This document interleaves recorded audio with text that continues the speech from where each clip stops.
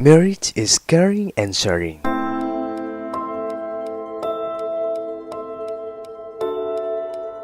Giving and forgiving.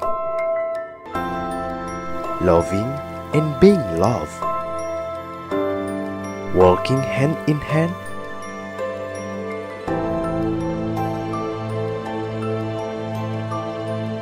Talking heart to heart. To give and to take.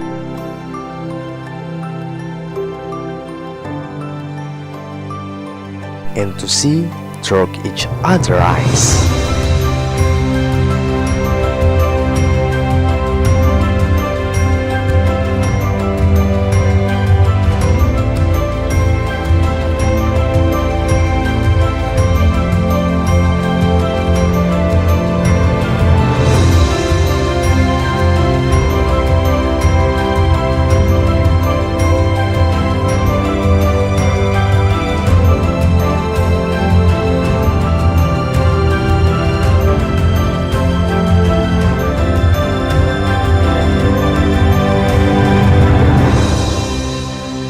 It's love.